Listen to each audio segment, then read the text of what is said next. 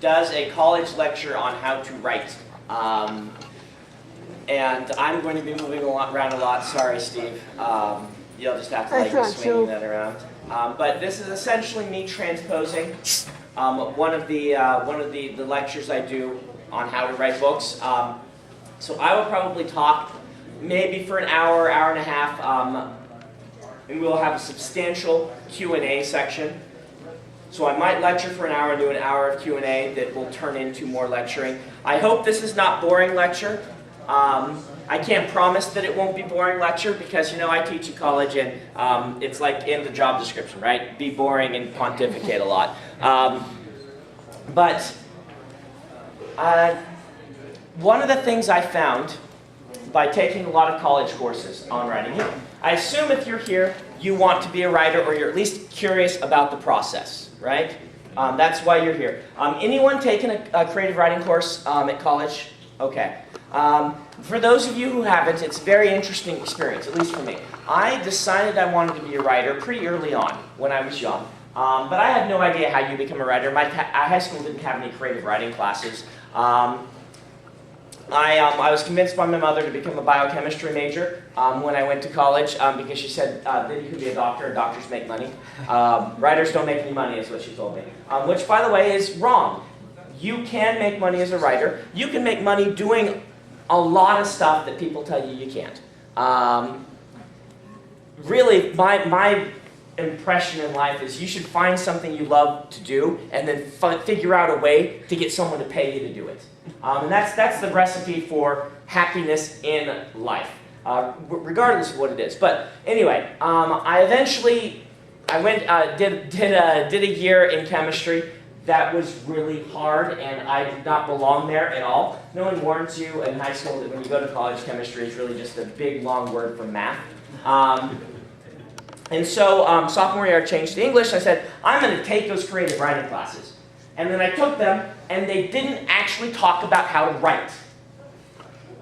What they did, which was really weird, I thought they would maybe talk about publishing, and they would talk about writing. Instead, they talked about, we read great literature, which was good, and talked about why it was great, which was good.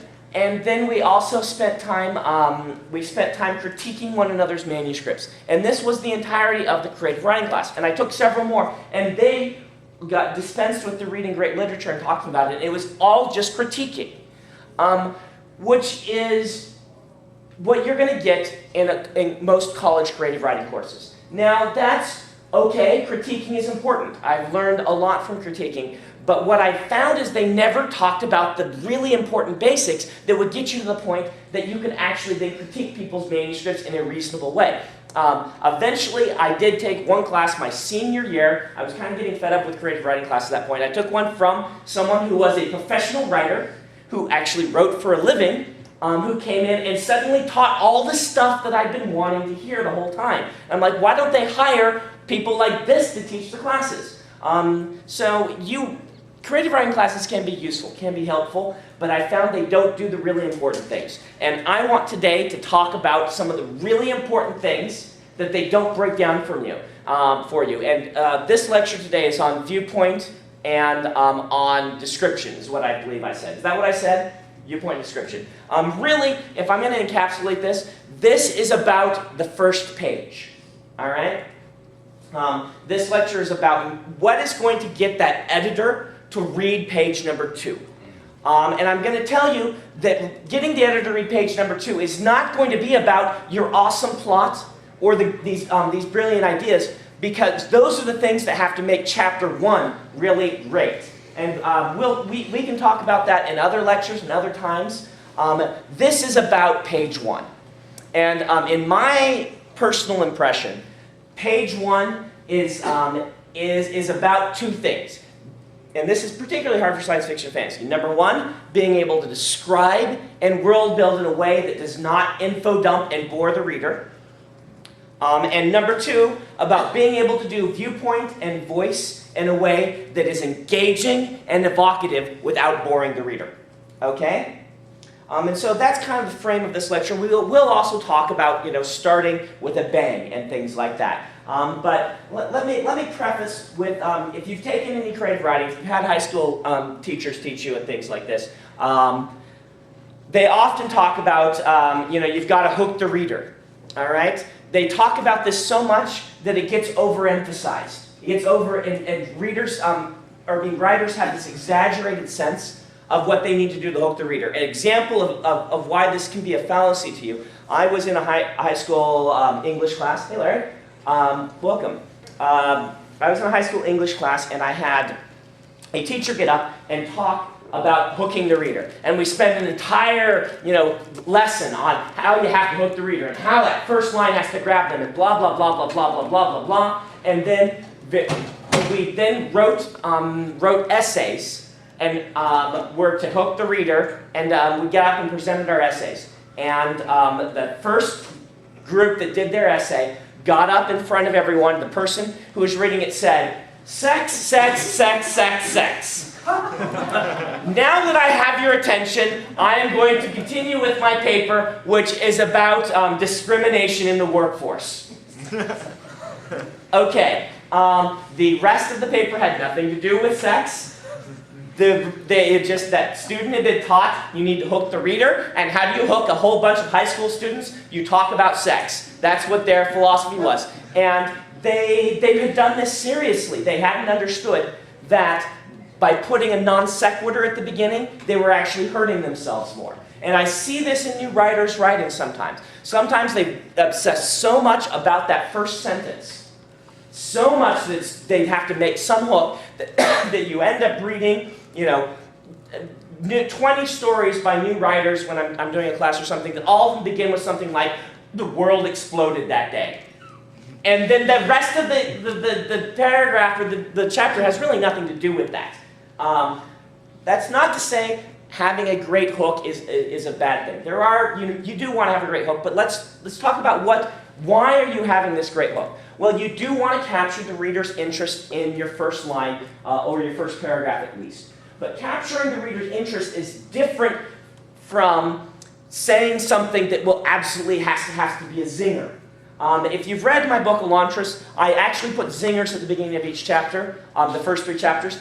I think they may actually be too much. I may do too much. I may have worked too hard on those first lines. For instance, the first line of the first chapter of Elantris is, "Raoden awoke that morning completely unaware that he had been damned for all eternity." Okay? That's a good hook sentence after the classical way that you're trained. And yet, what is it doing? Well, if you look at it specifically, it is breaking viewpoint. It's the only place in the entire book where I break viewpoint in order to have this little hook of a line. And then if you read the rest of the chapter, it does fit in, but it's like that zinger is maybe drawing way too much attention to itself. So I'll leave it to you whether if you want to look at Elantris and see whether those, I think the second 2 zingers, the first 3 chapters each have a zinger. The second 2 work better because they don't break viewpoint and they introduce a conflict. Serene's one is, Serene walked off of the ship to discover that she was a widow. Okay. That is an introduction of conflict. The next paragraph follows with that conflict, and we have a hook at the beginning that is interesting someone. You walk off of the ship and you arrive on the docks and find out that you're a widow. That's a story hook. All right?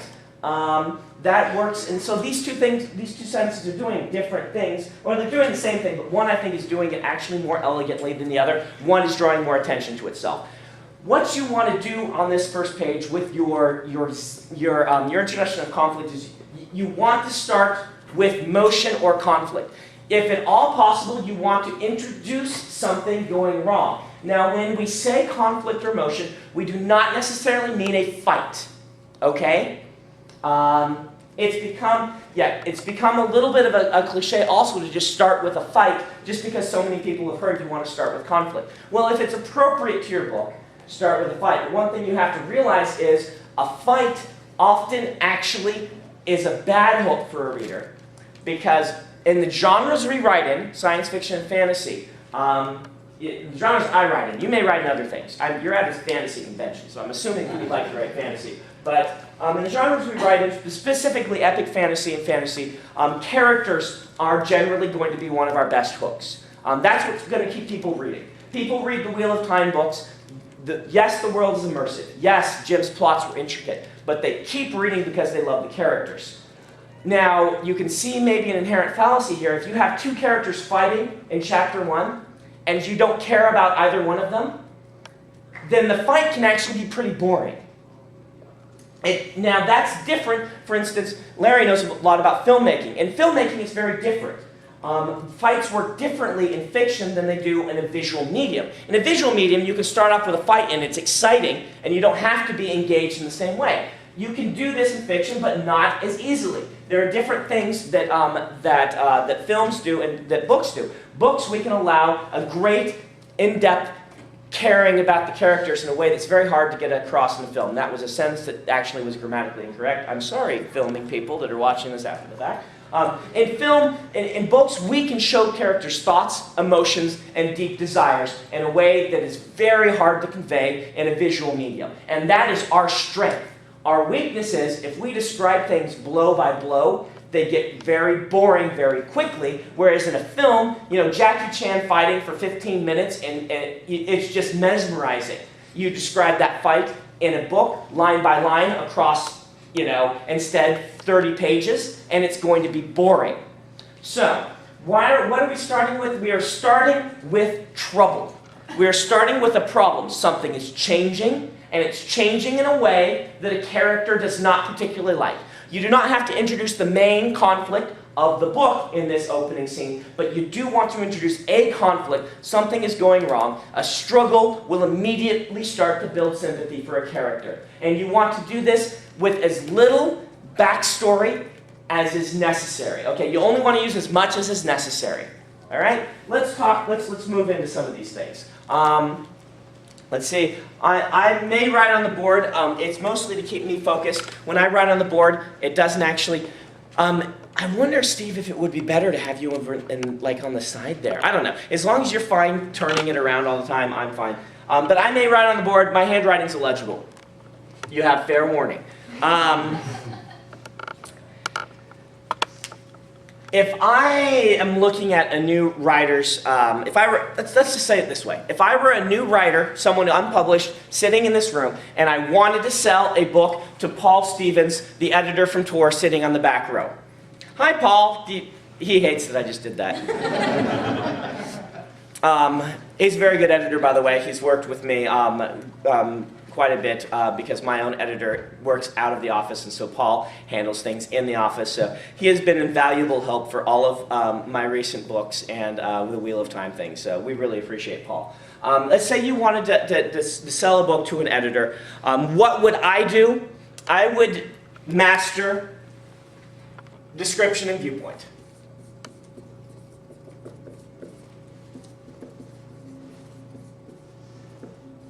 That's actually kind of legible. I almost spelled viewpoint wrong.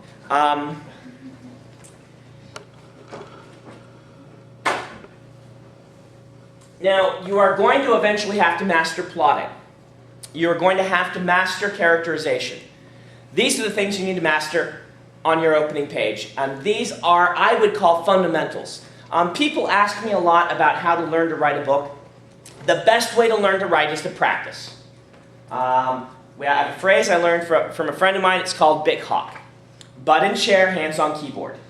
The best way to learn to write is to practice. The number 2 thing to do is to read great fiction of the type that you want to write. It doesn't necessarily mean you have to read in the genre, though I do suggest that more than some other people do. I feel you should write what you know, and that means if you want to write fantasy, you should be familiar with the genre. But reading great fiction will teach you more than I ever can. Practicing writing will teach you more than even reading great fiction can.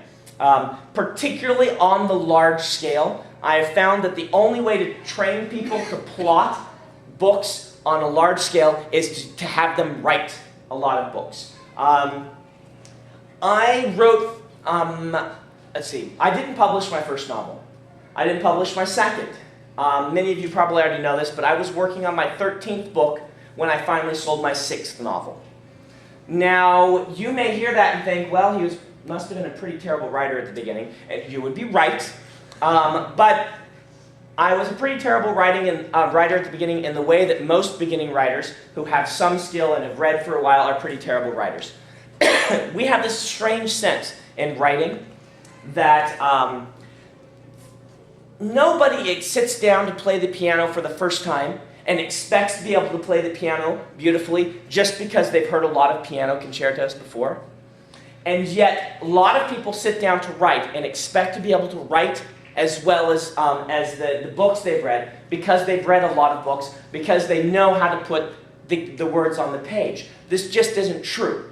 Sometimes there are people who just, get lucky right out of the gate. 90% of us, 99% of us, it's like learning to play an instrument. You play a lot of scales when you're learning to play an instrument. The thing about that is, with writing, it's like people are recording their first few sessions playing their scales, and then they're expecting to sell that demo tape.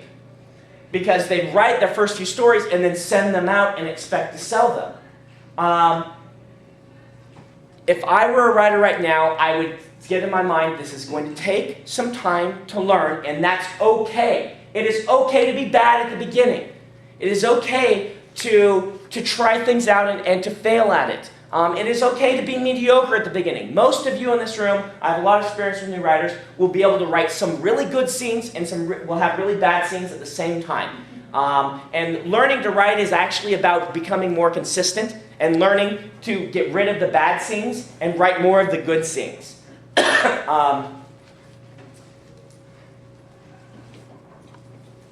But if you sat down right now and said, okay, I want to be a master of the piano, you would say, I'm going to do this it's going to take me years of practice. You should do the same thing if you want to be a writer. Number one, set goals for how often you want to write. My suggestion is going to be 4 hours a week minimum. Different writers work in different ways. Some writers are better writing a little bit every day. Some writers are better with one big block of time on a Saturday. You kind of have to discover what works best for you. What works best is what makes you productive. Write that down and underline it. The best tools for you are the ones that make you produce good fiction. Anything else you can ignore. I mentioned this one last year, but I'll mention it again briefly. Here's an object lesson on this, and I am going to get to these two things, but I ramble a lot. Here's an object lesson on why it's important to try different things and figure out what you are as a writer. When I was breaking in to writing, I had a lot of people tell me that you really have to do an outline. If you don't outline, then you can't write. I had teachers tell me this. Anyone take classes where they say, outline is essential, you must outline, you have to, I then went to a science fiction convention where I had several, was sitting and listening to writers, and a couple got up and said, never outline your fiction. Never, never, never. Because if you outline it, you will write all the life out of your fiction, and it won't be spontaneous, and the characters won't feel real. So they said never, never, never. And I'm like, oh, so I should just free write everything. And so I was very confused then, and so I said, I'm going to go look at the books and see if I can find real authors, that I know talking about this.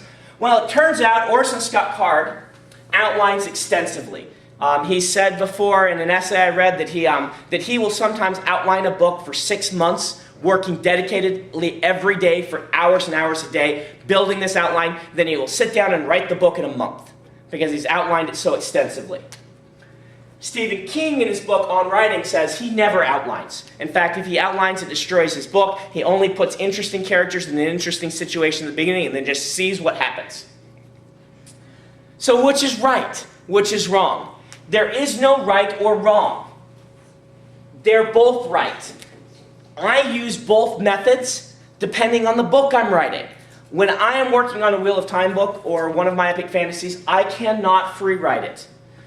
I need to know exactly where I'm going. I need to have the framework. I need to know how this book is going to play out because they're so intricate. When I write my Alcatraz books, my kids' books, I want them to feel wacky and spontaneous, like a stand-up comedy routine is almost sometimes, like an improv comedy routine. So I free write those. I give myself a list of things that I have to include in the book, almost like a group of wacky props, and then I go. And they create very different books. I'm using different tools for different novels.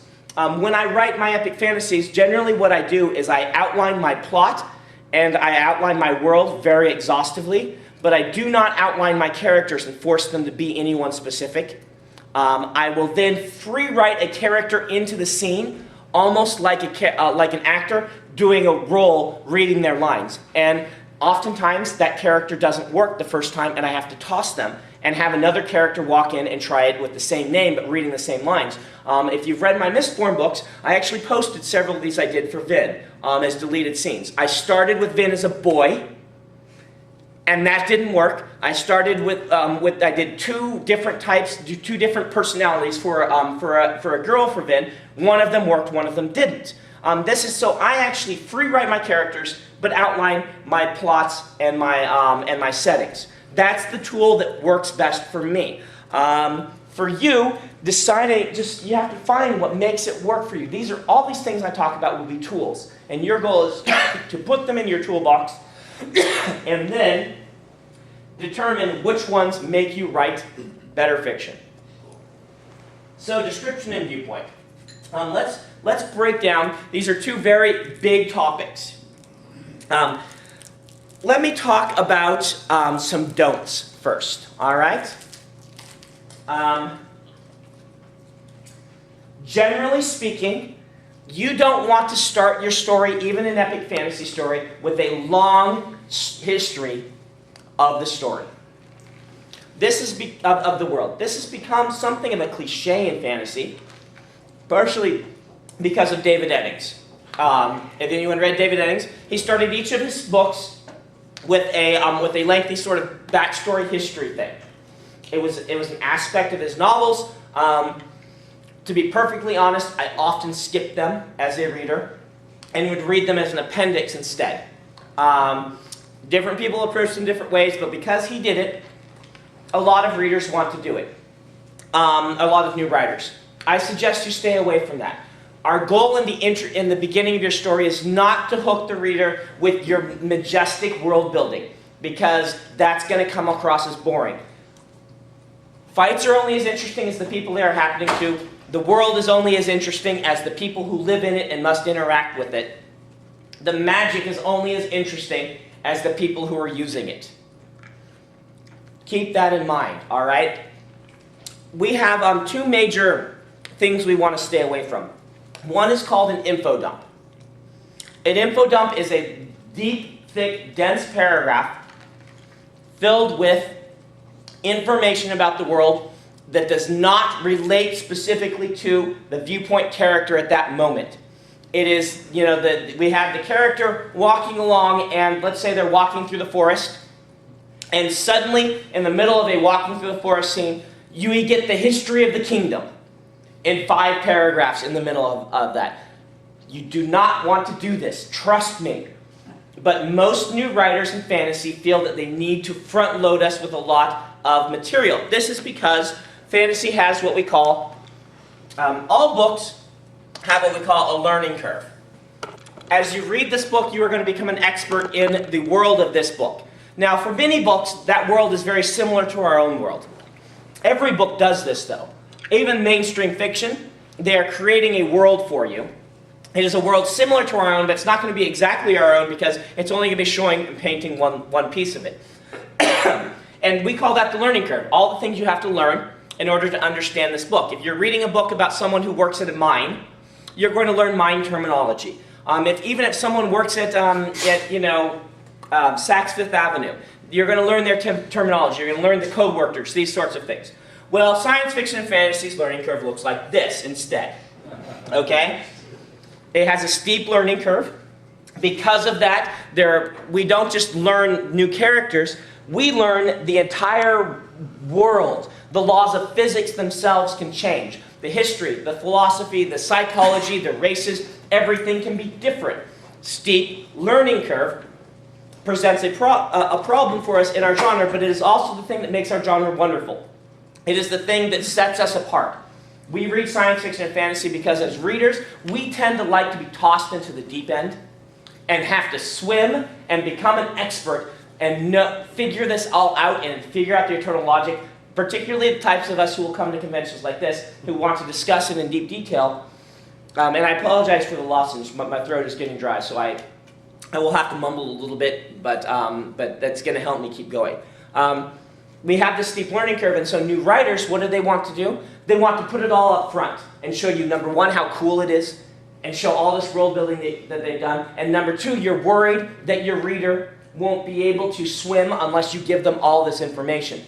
That is actually going to make it harder for the reader. If you can give them a character to latch onto, a character who is sympathetic, in other words, we can see ourselves in them. We build sympathy in two major ways. One is by showing characters who are like us, and another is by showing characters that we want to be like. And usually the best characters mix some of these. So we have a character who does something very admirable in a way that we would like to emulate, but also is like us in a lot of other ways. Characters that are like this, for instance, very extreme on the everyman side, we have Samwise Gamgee, who we see a lot of ourselves in. This poor, this poor hobbit who all of this stuff is happening in the world is confusing, but he's intensely loyal and to a super heroic degree. And so we latch onto Sam because, Sam, I wish I were as loyal to my friends as you are, but I also see a lot of myself in you. A more extreme example of this might be the character Spider-Man, who a lot of people watch and say, I'm a total nerd fanboy like you, but gee, I wish I could jump off buildings and shoot webs out of my hands. These are the two extremes. There are lots of other ways to build sympathy, but those are the two basic ways. So you give a character that we sympathize with them because they are struggling with something that we understand, that we're like, but they also are doing things that we wish we could do. This can be as simple as, it is a kid dealing with high school. Oh, I remember that. That was hard. And he's at a wizard school. Oh, I wish I could be a wizard. Both of them put together into one character is the two basic ways to build sympathy. And those books work wonderfully well. Which is interesting if you study Harry Potter as a character. Harry Potter as a character, as a person, is kind of boring. If you really look at who Harry is, Ron is more interesting, and Hermione is more interesting. They both have lots of quirks and are more well-rounded characters. Harry is essentially just an everyman, and yet he works powerfully because of how well we can sympathize while wanting to be in his place at the same time. And that's the nuts and bolts of why Harry is such a compelling character. Bella from Twilight is exactly the same. The actual person who Bella is not really interesting. If you knew Bella in real life, you would be kind of bored by her, because she is not a terribly compelling, interesting character. But she is sympathetic, because those who read the books, I have never been a 14-year-old girl, so I don't get it, but those who read the books sympathize and say, oh, I know what that's like. I know what it is like to move to a new school and be ostracized. Or I know what it's like to not quite fit in. Plus, now a sparkly vampire loves me, loves her, I wish that happened to me. Do you see how those two things are working together to create powerful sympathy? I feel that that main characters should have a little bit more well-roundedness than perhaps Bella has been introduced, but it's hard to fault how successful those have been because of how powerfully compelling that sympathy is. So, if you can give us a character like that first, the reader will latch onto that character and their situation, and then they will go with you even though they don't understand the world completely yet. In fact, the fantasy readers will prefer it if you dole it out in small bits so they can start to piece it together how it relates to this character. Eye of the World does a very good job of this. If you will read the opening scenes of Eye of the World, we first get Dragon Mount, which in the prologue, instead of some big, long discourse on the history of the world, we have a powerful scene with a lot of emotion. Something huge has just changed. And we have a character who's going through a lot of grief, and it's just very, very compelling. Then we switch to Rand, and we have, it's not very long. It's probably shorter than you think it is. A lot of readers assume, they're like, oh yeah, I remember beginning of the Eye of the World. We hang out with Rand for 10 chapters or so, really getting to know the world, and then stuff goes wrong. Read it again. It's one chapter. And then everything goes wrong. And on the first page, I think it is, or the second page, he sees the Myrddraal chasing him. First page, first scene at the very least, we introduce a Myrddraal. So we introduce a character and a problem first page. It might be second page, but it depends on your version and thing. It's right there though. It's not 10 chapters of let's get to know the two rivers. It is, we introduce Rand as an interesting character who is like us in a lot of ways, and then we put him into conflict, and very soon he's in situations, he has abilities and things that we want to have, while at the same time recognizing ourselves in them, and it goes much faster than you think it does. All right? So, give us a compelling character to start, and then dole out our world building piece by piece. These are some tricks to help you do your description. And description, I'm blanketing under description also your world building. How to get across your world building. How to, not necessarily how to do it, but how to get it to the reader. So, another thing to avoid, just so you can be familiar with it, is something called maid and butler dialogue. This comes from old stage plays, where they would, in order to get the audience up to speed, would have the maid and the butler step out before the play started, and the maid would start talking and say, as you know, the master's been away for 3 weeks. And the butler says, yes, I do know that. And as you know, the lady of the house has been practicing her pottery while he's been away.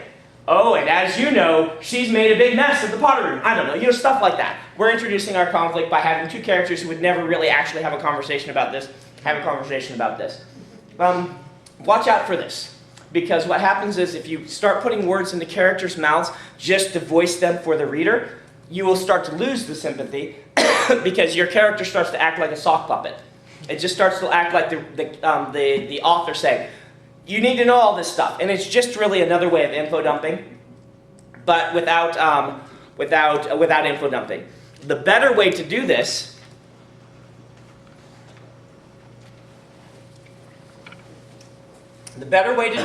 is to start interspersing it with character moments in a strong viewpoint. We'll talk about viewpoint in a second. Intersperse this with character moments. Dialogue is always a good way to start. Don't make it maid and butler. Dialogue is a great way because it actively has motion. There are two people talking, particularly if they disagree about something. They don't have to have an argument, but disagreeing about something can help. So you can have a line of dialogue and then have a response. And then you can work in a short paragraph, 2 sentences, that may be even attached to this paragraph, that gives a little bit of explanation to what they're talking about. We're introducing one world element. This is a world where we have exploding gerbils, and our two main characters are gerbil tamers. And one is talking about the time where he lost his hand in his first day to the exploding gerbil farm. I'm doing this to be, this is funny, but if you actually think about it, if we turn it instead into dragon tamers, and one is talking about the day he lost his hand, you can have a new dragon tamer come on, and this guy says, you can start it with, you see this stump? This is because I was stupid. And you start your scene that way, suddenly you've introduced an interesting concept without info dumping us, and you have the new dragon tamer start talking about, oh, what did you do, and how can I make sure I still have 10 fingers after, this is my first day on the job. And then you give a line of description where he looks and sees a dragon, and you give us a description. You can slip in one line of world building there. We see what the dragon looks like. We slip in one line of, he'd always wanted to be a dragon tamer because dragon tamers someday got to become dragon knights if they never lost any fingers. That was the test. You can slip in that one sentence. Give us one sentence and then go back to the dialogue. And have old Stumpy be telling us about, about that mean old dragon that we've still got over there that, that ate his fingers, and, be slipping in a line here or a line there. That is how you want to do your description in most places. That doesn't mean you won't have to info dump. Eventually, you're probably going to have to. you're going to have to hit these points where you're going to have 3 or 4 paragraphs on the history of the world. But if you've grounded us with your character first, then when you get into those things, the reader's going to be interested because they will already know that our main character wants to become a dragon knight, because they've already learned, you know, who this character is, what makes them exciting as a person, and they also know, you know, that their father was eaten by an evil dragon knight, and so we are into this conflict, and we will care then about the history of the kingdom because it will tell us how it relates to our main character who wants to, you know, go get revenge on the dragon that, you know, ate his father or whatever. Or the exploding gerbils. Someone's got to write that exploding gerbil story. Let's talk about something that I did last year that relates to this very specifically. Let's get into the nitty-gritty details of description. Now that I've been talking about is info dumping. It is a little bit different from the concept of description. With description, what we are doing is we are evoking the world around the characters by the things that they sense. All right? A few rules of thumb about description. Number 1, the amount of description and the type of description you do should match the book that you're writing. Okay? Description kind of falls on this continuum where we have kind of the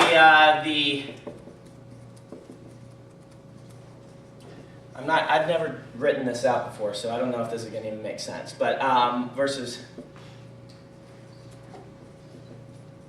excitement versus immersion. The more description you do, the more immersive your story will become, assuming it's good description. The less description you do, the faster the pacing is going to be. So it's probably not excitement, it's probably pacing. Pacing versus immersion. You will notice that if you read books that fall into the thriller category, if you read the books that are meant to be read in one sitting, they're very, very sparse on description. I write epic fantasy. Epic fantasies are not meant to be read in one sitting. If you do, then bless you, but it's going to take you, 10 hours or more, depending on how quickly you read. If you read Wheel of Time books in one sitting, then wow. We do something different. What a thriller tries to do is you pick up, you read page 1, and then you just rip through, and by the end you are exhausted, and you're like, oh, I can't believe what time is it? That's a great thriller. And then you are done with it, and you put it away, and you move on. With a great immersive book, you read a chapter, and what your response to that chapter, when you put it down, is, wow, it all felt so real. I feel like I know those characters. I'm in love with this world and these people. That is the response on the immersion side that we're looking for.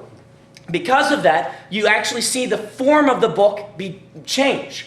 A lot of thrillers will, and this is kind of a tangent, but a lot of thriller type things have the hook at the end of each chapter. All right? Dan Brown does this. It drives me nuts. Go read a Dan Brown book. The chapters are like a page and a half long. And every one of them ends with someone opening a door and seeing something terrifying and not telling you what it is. And then the next chapter, you realize it wasn't really all that terrifying. But then they open another door, and that one's really terrifying. And they do this over and over. It's kind of the thriller dirty trick, is to hook you into the next chapter by having quick, short bursts of chapters and something going wrong or getting revealed almost at the end of every chapter. That is what pulls you through. They don't clutter it with a lot of description, and like I said, you get done with it, you put it down. This is why they don't have conventions dedicated to Dirt Pit in the same way they have conventions dedicated to the Wheel of Time. Because you read a thriller, you generally put it down, you're like, okay, I'm done with that. It's not about the immersive experience, it's about something different. An epic fantasy story, I've realized, is generally I avoid, you can do, there are fantasy authors who do it differently. Generally, I avoid big hooks at the end of chapters. Generally. You'll find a few of them in every book where we're getting to a climax or where something really important is happening and I want to pull you through to another chapter. Generally, I shoot for long chapters with a nice arc of their own that almost work like a mini short story. There will often be a short denouement at the end, which will introduce you into a new concept, what's going to be in the next chapter, but I'm not grabbing you by your tonsils and yanking you into that next chapter. I'm sort of inviting you into the next chapter by opening a door and saying, we're going to talk about this now. You probably want to be interested in this. But you can always, at the end of those chapters, you'll be done and it will be a, wow, I just had this wonderful experience. That's what I'm shooting for with these chapters. And you'll use different styles of storytelling for different chapters, but just keep that in mind. So, more description you do, more immersion you have. You want to make your description good, however. The good description is going to do a couple of things. Number one, it's not going to info dump, but number two, it's going to be concrete. Concrete description should be, this is one of these things that you really should try and practice. Let's do something called the pyramid of abstraction. I did this last year, right? You guys remember the pyramid of abstraction? If you were here last year, then stay quiet when I ask for audience participation. All right. The idea is with the pyramid of abstraction that you've kind of seen this thing. It's pyramid abstraction is kind of like the food pyramid. What was the concept of the food pyramid? Someone tell me. Eat more of the base and then you go to the top. Yes, eat more of the base, eat a bunch of this stuff, so that this stuff that you really like, you don't eat as much, but you stay healthy by eating a lot of this and eating a little of this. Pyramid of abstraction works the same way. The idea is that down here you have concrete language that grounds us in a scene and in a character and what's happening, so that when you have all of this elevated stuff up here, which would be the abstractions. When you have abstractions, abstract language, you are not kicking someone out of the story or letting them forget about what's going on. If you really ground them well, this will enhance the experience a lot. It will give you the ability to talk about some of these more abstract concepts. When the character starts musing about, philosophy or about love or even about the history of the world, those are abstract sorts of things. Whereas concrete sorts of things, if you establish that we're in a scene, establish what's going on with the character and what's happening, when they start to think about these things, you will stay in that character's head and you will pay attention to it as it relates to the character, and instead of drifting off yourself or putting the book down, you will stay in the world. So the idea is to keep most of your description concrete to earn your abstractions. All right? Let's put some things on this board then. Where does love go on the pyramid of abstraction? Abstraction. Abstraction, up here. Okay. Where would a dog be on the pyramid of abstraction? Concrete. Concrete, huh? When I say a dog, how many different types of dogs do people in this room imagine? Hundreds. Is a dog, so when I say a dog, each of you think of a different thing. Is a dog a concrete concept?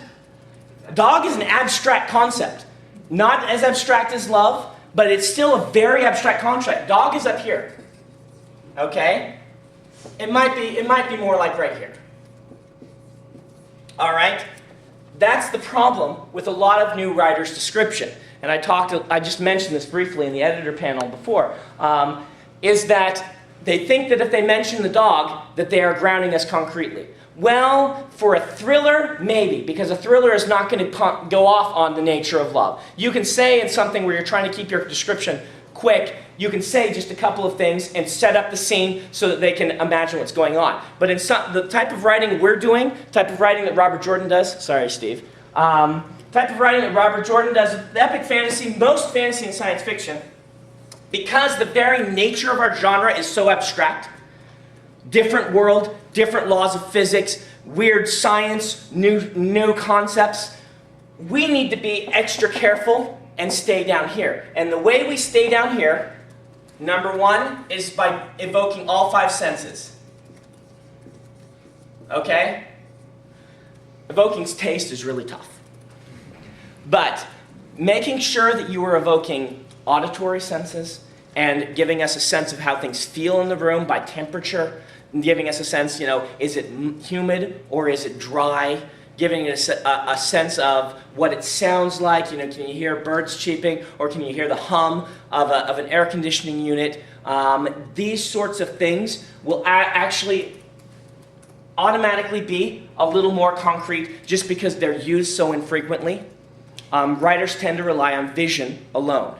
And so, stepping into those. But another way to do that, and again, remember this is a continuum, and you can go too far, but another way you can do this, if you want to describe this dog, if you say, instead of there was a dog by the side of the road, if you say, there was a wet, one-legged poodle, mud-stained and snarling as at the side of the road as a rat scuttles by trying to get at the bit of rotten meat that the poodle is holding. We now have evoked an image that just by only using the visuals, we have now done something much more concrete. Everyone in this room is now imagining something very much more similar to one another. Now the trade-off on that is that you used more words. Because you used more words on this thing, we are now going more into immersion and less into pacing. And it is possible to use too many words, depending on the type of book you're writing and your own personal threshold as a reader or writer. You all know that some people think that Robert Jordan used too many words sometimes. Generally, I found that different people don't agree on where the too many words are being used, but some people would say that's because Robert Jordan was extremely immersive, and his books were extremely immersive, and so there was a lot of detail, and a lot of it was very concrete. The best thing to do, the perfect thing to do, would be to, anytime you can bring something down this line without using more words, with using the same words but better words, that is something you should learn to do immediately. Anytime you can write something more clearly with fewer words, that is something you should learn to do immediately. Okay? Now, if I were an editor looking at a first page, and it started off the way I said, we've got this dialogue, we've got occasional lines of world building, and I'm not talking about 6 paragraphs of this. I'm talking about once in a while on this page, a sentence that is extremely concrete in my descriptions. Like I said, he leaned back against the wall, brushing off a few chips of paint, and felt the wall vibrate as the air conditioning unit turned on. That is a very descriptive image. That is very concrete. You mix that with a couple more to let us know what this room smells like. Is it moldy? What does it sound like outside? Are there cars honking, or is it a forest? Give us a few of these things on this page, and you have suddenly done description in a way that if I were an editor, I would look at this and say, wow, no info dumps, some world building, great character moments, and I can really feel that I'm there. Sign me up. All right? That's the first thing I would say. Let's now talk about Viewpoint. Viewpoint. How much time do I have left? What have I done? It's 1:45, so I've been going 45 minutes. Man, I gotta warn you. Yeah, I warned you about this. I just kind of go on and on and on. So I hope this is useful. All right, Viewpoint. Thing number 2 that I would learn to make that first page just sing to an editor would be Viewpoint. Let's talk about viewpoint and tense. That says viewpoint and tense. Not viewpoint intense, but viewpoint and tense. Let's just talk about tense because people don't really sometimes know about it. What do I mean by tense? Present, future, past. That's correct. So you have to present, future, past. So, let's see, let's just do pop quiz time. Which one is used most often in science fiction and fantasy? Past. Past tense. This is the default. Which one's used most often in literary fiction? Past. Present is actually, it's slightly more often used. That actually, in YA, it tends to balance half and half as well. A little bit more on the past tense. One thing to understand about the present tense and the past tense is that from the studies they've done, they actually work exactly the same in the reader's mind. They actually don't matter. okay? Except unless you're switching between them for intentional purposes to be jarring. A reader will start reading and will eventually, at the beginning, they'll be annoyed if it's the one they're not used to, but by the end of the chapter won't be noticing anymore, okay? So, because science fiction and fantasy uses the past tense almost exclusively, this is what you should be doing unless you have a good reason to do otherwise. A good reason to do otherwise. Anyone read Elizabeth Moon's Speed of Dark? Okay, Speed of Dark, what does she do in Speed of Dark? Well, she's trying to make us feel the strangeness of someone with autism. Yes, you've got a Viewpoint character that has autism, and she, Elizabeth raised an autistic child, and it's in the near future where different programs and what have risen up to help people with autism. You can be extremely autistic and still be part of society in ways that aren't quite possible right now, but it's only because of, they understand autism a little bit better. But she has an autistic character, and so she switches between past and present tense based on which character. Everyone who's not autistic, past tense. Autistic person, present tense. And it is noticeable because of that, and it actually becomes a literary device that works quite well in the book. I thought it was wonderful. In most cases, you don't want to do that. As a new writer, I would say just do the past tense, unless you have a really good reason otherwise. Okay, just do the past tense. What are our viewpoints? Different types of viewpoint. First person. Okay, first. First limited. Okay, second. No one mentioned second, but I might as well. Third, it splits into two. And omniscient. I write like that partially, so if I make a spelling error, then it's not recorded on the computer or the video camera forever. I can just claim, oh, it's sloppy. I really got that right. Okay, so we have 4 standard viewpoints. Well, not standard. We have 4 possible viewpoints among the basic canon. Of these, has anyone ever read a story in second person? Weird, huh? You should generally not do the second person unless you're writing a really exploratory literary piece or unless you're writing a choose-your-own-adventure book. It will read like a choose-your-own-adventure book to everyone otherwise. The second the second person is you walk into the room or you walked into the room, and just throw that out of your mind right now. After you publish 6 novels, if you want to write a second person book and convince your editor it's a good idea, I'll let you try. Other than that, we have these 3. Of these 3, which one is used the most often in science fiction and fantasy? Third limited is used most often. Omniscient used to be the standard. In fact, if you read Tolkien and you read Dune, both of those are magnificent books, and they're both in omniscient. In fact, from my study on this, I don't have hard, fast statistics on this, but it seems to me that limited started to take over in the mid-'80s, and by the 90s was dominant. But in the mid-'80s, a lot of books released in the mid-'80s are like limited except for like occasional breaks into omniscient, which really feel weird. Read the first original draft. It's been changed several times now, but read the original Ender's Game sometime if you want, and you will find that it's almost all in Ender's viewpoint except for like 3 paragraphs occasionally, something from Bean's viewpoint, which just now stands out like a punch to the face. But back then, I think people were still establishing what would happen and what we should do. Omniscient used to be the default. Limited is the default now. I'm not going to say you can't use omniscient. I'm going to say be very, very careful about omniscient, okay? Omniscient should not be done unless you're doing it intentionally and you know what you're doing, okay? So let's talk about the different advantages of these. So we've got first limited, omniscient, or limited third, and omniscient third. And why you would want to approach these different things. And part of when I teach about writing, part of my goal is to get you guys to do things intentionally or to try out new things intentionally rather than just letting it happen. Letting it happen can work, but knowing what you're doing and why you're doing what you're doing allows you as a writer to make yourself more productive because you can start to learn I tried this and this didn't work. Maybe it's because I just don't naturally like doing this. I'll try this other thing. There are other options. All right. First person. What is first person?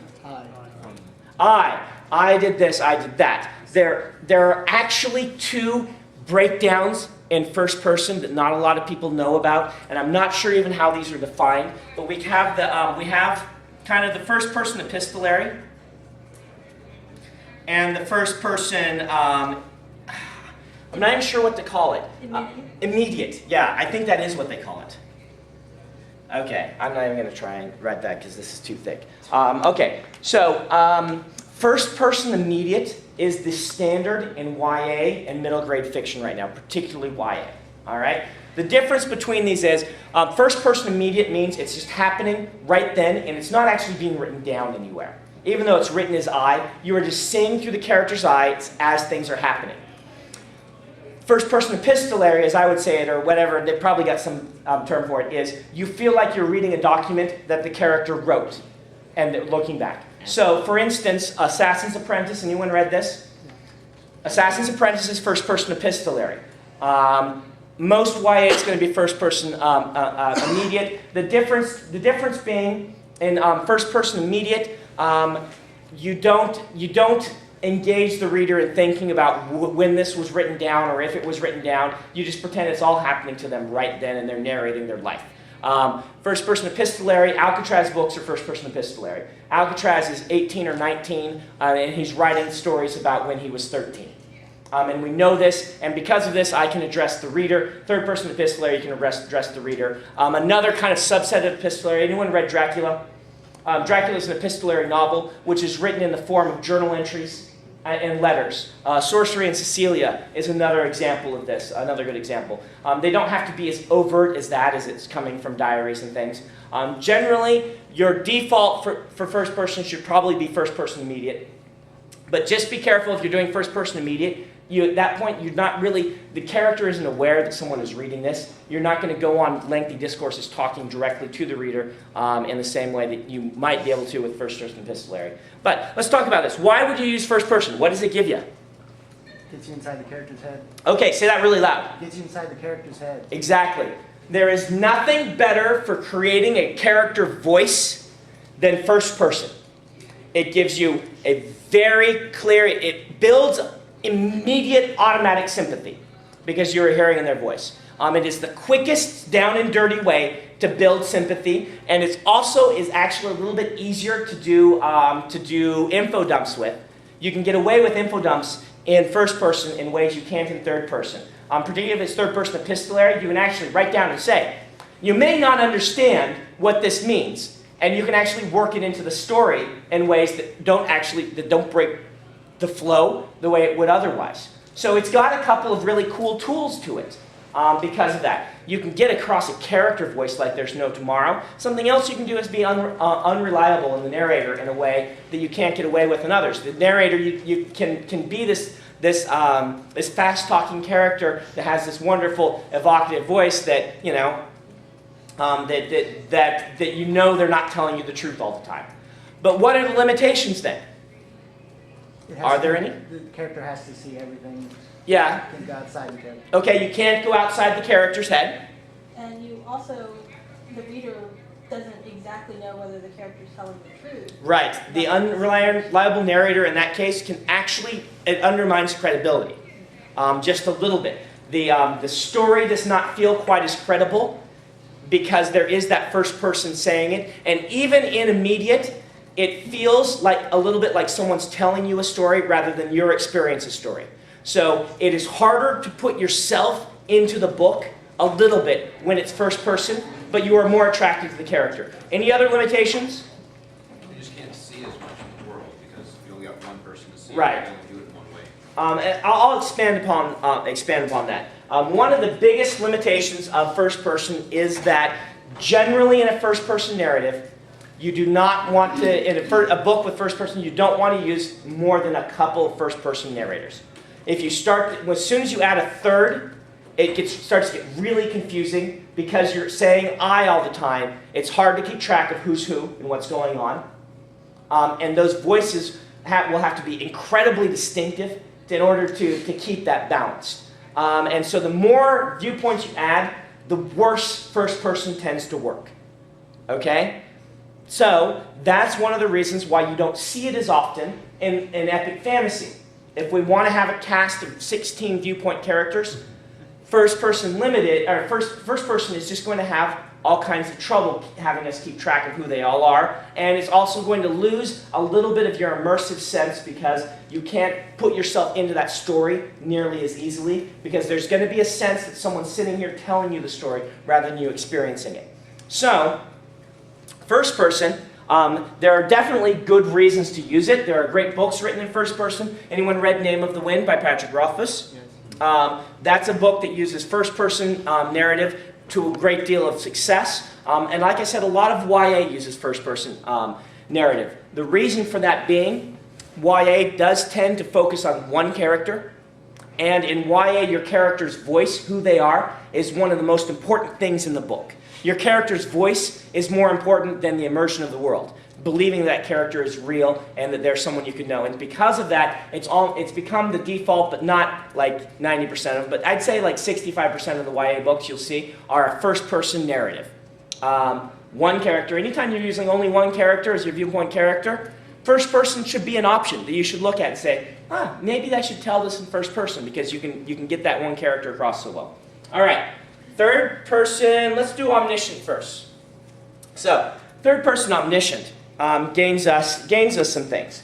By writing an omniscient, now we are able to have a huge, enormous cast of characters, and you give viewpoints from all of them. Omniscient is the viewpoint where you pretend, it's almost like you're a body snatcher. Whoever's on stage at the moment, you are seeing through their eyes. And when someone else walks on stage, you're able to see through their eyes at the same time.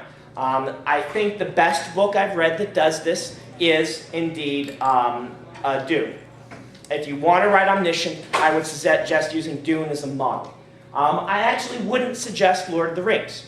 Lord of the Rings was written at a time, in a different time in publishing, different time in writing. You can go and study how he did it, but Lord of the Rings always feels to me, maybe it doesn't feel this way to you, but it feels to me like Grandpa Tolkien steps up and says, "Let me tell you a story."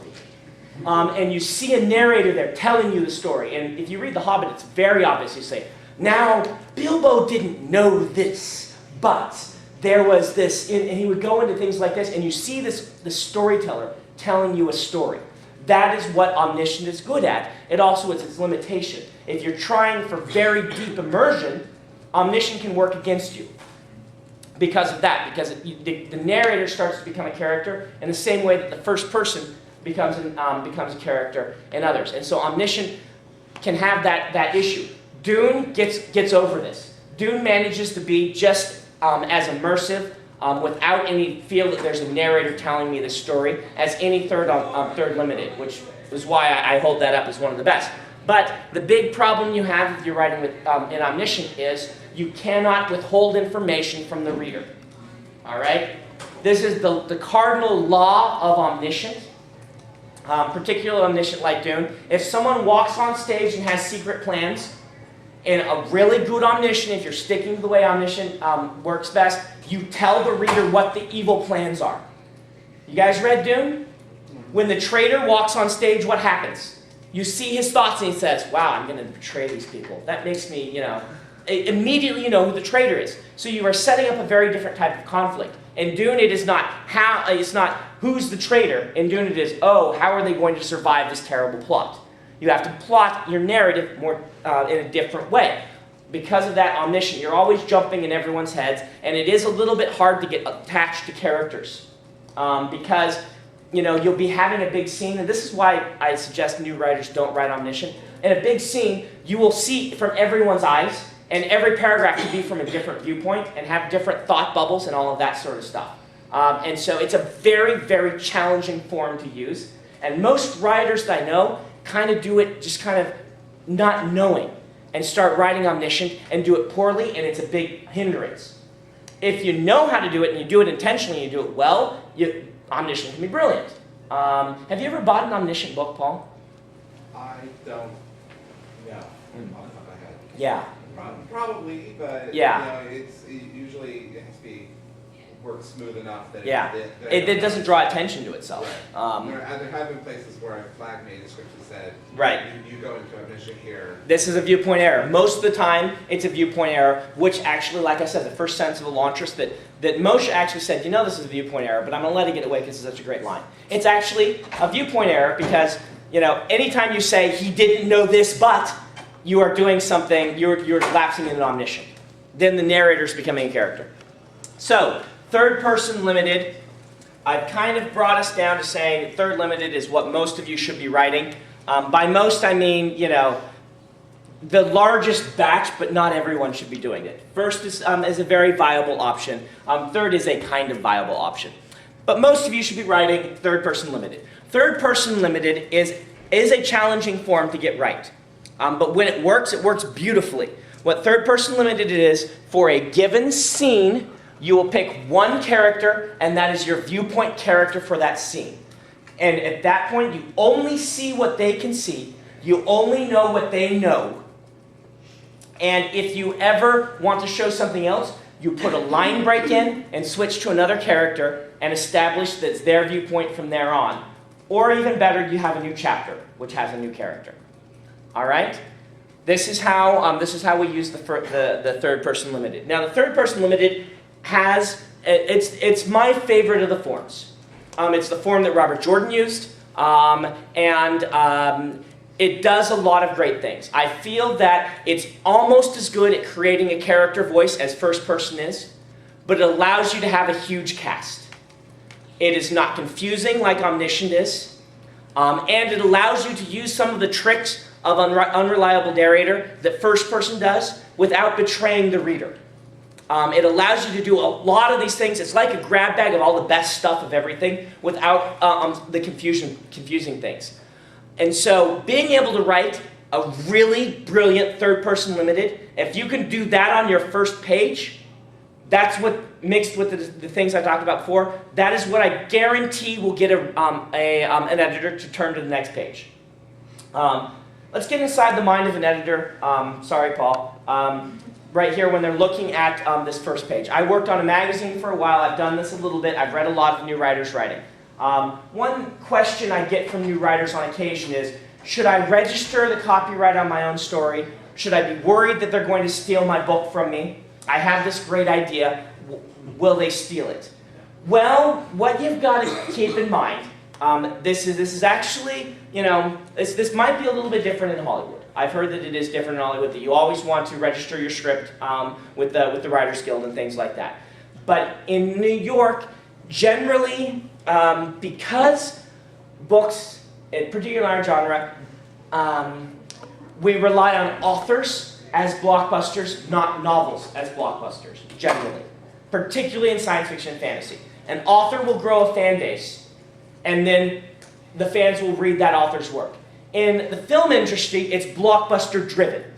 You release a new big blockbuster, and you hope that every film is going to be a big blockbuster to fund all the ones that are going to flop. And you don't have that time to build. You release it, and you hope it's huge, and you want to make it huge. In general, we're talking about, you know, we're not talking about indie films and things like that. With books, that's not necessarily the case. What they're looking to do is grow an author to the point that they become the blockbuster. All right? You have years to make a blockbuster author. J.K. Rowling did not become one until book 3. Twilight didn't become one until book 2 had been out for a while. Blockbusters happen in books over a long period of time. Because of that, the editors are not necessarily looking for good ideas. They're looking for good ideas mixed with an author who could write. They see a ton of great ideas pass their desk every day. And any one of them could be a great book, could make a great book in the hands of the right author. And so what they're looking for is, yes, there are some good ideas that are better than other ideas. But ideas are cheap. All right? Jim Butcher tells a story. And you heard the story of Codex Alera, where it came from? Anyone heard this story? You've heard the story. Okay, good. It's an awesome story. Jim Butcher, before he was a published writer, he is now a #1 New York Times bestseller, by the way. Before he was a published writer, he was on a writer's forum engaging in an argument with another aspiring writer about this topic. The aspiring writer was saying that ideas are the most important. Science fiction and fantasy is idea-driven. If you don't have great ideas, then you will never be a published writer. And Jim Butcher said, that's bull honky. A really great writer can take terrible ideas and write a great book, but a terrible writer will take great ideas and write a horrible book. All right? And they got in a big argument about this. And Jim Butcher at the end of it finally said, all right, fine. Give me the 2 worst ideas you can come up with. And I'm going to write a book based on them. It's going to be great. And the guy said, all right, I want you to mix Pokemon with the Lost Roman Legion and write a novel. And he wrote a novel that became the Codex Alera series, which is now a New York Times best-selling series about a world where the world is kind of a lost Roman colony sort of thing. It's all Romanesque, where they captured these forces called Furies and used them to fight and to gain superpowers and all these things. It's essentially Pokemon for adults. And he mixed these ideas and wrote this great book series. Now, there are some really bad ideas. There really are. The sorceress. That's on tape. You didn't hear that from me. Yeah, no, it's okay. Everyone, anyway. There are some ideas that your editors will say, let's not make it so that every woman in the world is evil, please. Something like that. But in general, ideas are going to be cheap. They're going to pass, across the editor's desk. They are looking for writing skill. All right? And so that's why your first test is to get past those first pages and prove that you can do viewpoint and description and that you can interweave your good ideas with a good narrative. Your character is going to be extremely important also. I can't downplay that, but getting the character across to him or her in that first page is really going to be more about viewpoint and about description and how you work in your infodumps than anything else at that point. Now, once they get through those first few pages and you've proven you can write, at that point you're going to have to establish that you can do pacing and that you can do plotting and that you can do a compelling character. But I found something interesting when I broke in to writing, publishing. I talked to my editor and my agent, and they both spoke about books in an interesting way. When I would ask them what they thought of my book, they would never respond in the I like it or disliked it. They never used those words. I still don't ever hear them use those words. And when I ask them about other writers' writing, they don't ever use those words. The words they use are, well, this will take this much work. This will take this much work. They look at a book and by how much work it's going to take for them to make this book publishable. All right? That's a different way of thinking about fiction. I'm sure not all editors think that way, but both my agent and my editors talked this way. How much work is it going to take for me to help the author make this publishable? And so, at that point, they can fix things. A bad ending is not a big deal that I've noticed to most editors. If they've gotten to the ending, they're probably going to buy the book, or at least going to try to buy the book. And if the ending is really bad, that might affect it, but for the most part, they can fix an ending. They can come up with an idea and say, oh no, we want to do this, let's work through this, let's talk through a better way to do this. They can't fix this without having you write for several years to practice.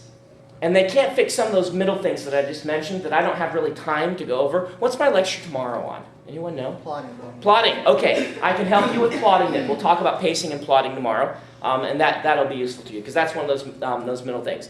They can't fix those things, so that's the sort of reason why they can reject on page 1. You always wonder, how can they reject my story on page 1? I've got these great ideas if they would just get through to see it. Well, what they're rejecting is they're saying, well, they can't do this. And this is going to take years for them to learn. And I can't take the time for every author that passes my desk to teach them this. So I have to find the ones who can do this, and then read to see if they can do the other stuff. Does that make sense to you guys? It's not like the editor's sitting there as these big, evil people with red pens saying, ha, ha, ha, ha. Oh, I can reject this one after paragraph 1, or word 1 is misspelled, goodbye. No, they're looking to see if you can do these things. Now, I consider one of the grand skill, if not the grand skill, one of the grand skills, the ability to do a third-person limited in a way that everything you see from that character's eyes evokes world building, plot, and character just in the way they see the world. And that is the grand master skill for someone who writes epic fantasy, all right? You want to be able to have a single line of description from a character's eyes that tell you something about their culture, about their personality, and about the plot of the book. When you can do that, you are going to get published, all right? When you can do that, it's hard. I don't do it perfectly. In fact, I do it mediocrely, I think. I'm trying to. Robert Jordan was really good at this. Read an Avienda scene sometime after you hear me get done with this lecture, and then sit and pick apart what he's doing and how lines that she is using are advancing often, most of the time, her character and her world building. Sometimes all three, plot, character, and world building together in one sentence. All right? And it's a sentence that isn't about the plot, the world building, or the character. She's looking at a cup of water, and it advances plot, character, and setting. All right? When you can do that, you've got something. So how do we do this? How do we practice this? Well, number one, concrete detail are going to help you. Because if you understand this, so you can keep it grounded in the scene, you're not going to go off in weird, uncharted areas. Understanding your viewpoint, which is why I talk about viewpoint before I do this, understanding how to use viewpoint and using it intentionally and saying, okay, I'm doing third limited. What does that gain me? Let's see if I can maximize the advantage on this. Knowing how to do this, that viewpoint is going to help you to do this. After that, it's going to come down to practice. All right?